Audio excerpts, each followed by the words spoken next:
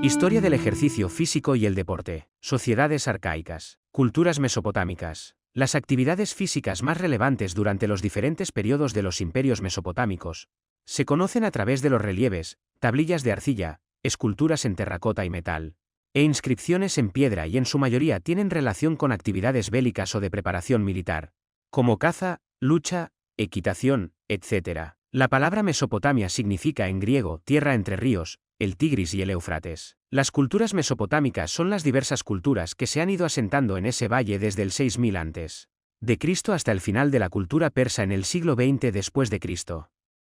No fue una única cultura, sino la evolución y superposición del dominio de diferentes pueblos, desde las ciudades-estados de los sumerios, arcadios, babilónicos, asirios y persas.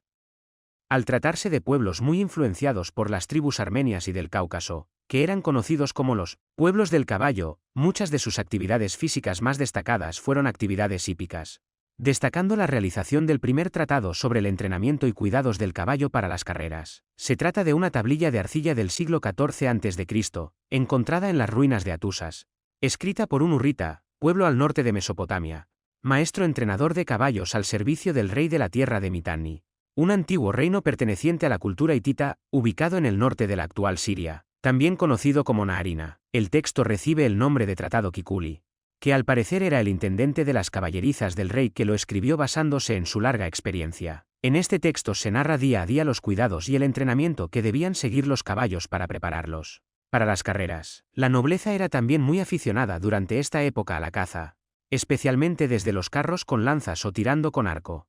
Siendo muy numerosas las representaciones en la observamos esta práctica para la caza de leones, leopardos y toda clase de felinos salvajes. La caza a caballo, en carro o a pie, era una actividad muy frecuente entre la nobleza de todas las culturas mesopotámicas, como lo demuestra la gran cantidad de relieves en los que aparecen estas escenas de caza.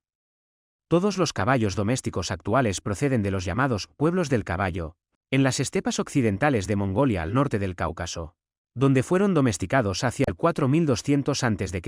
Con ellos llegó también a través de las primeras culturas mesopotámicas, el carro. También conocemos la práctica de la natación durante este periodo, tanto con flotadores como sin ellos, siendo una actividad más relacionada con la preparación militar para superar fosos de ciudades, que como una actividad recreativa. También existen muestras de que en esa época se practicaba el pugilato, como vemos en relieves sumerios como el encontrado en Chafadja o Cafage, conocido como placa de Nuevo Año de Cafage, del tercer milenio AC, donde se aprecian 3 parejas de luchadores, y el encontrado en la antigua ciudad sumeria de Snunna, actual ciudad iraquí de Tel Arrambe, de alrededor al 1500 a.C.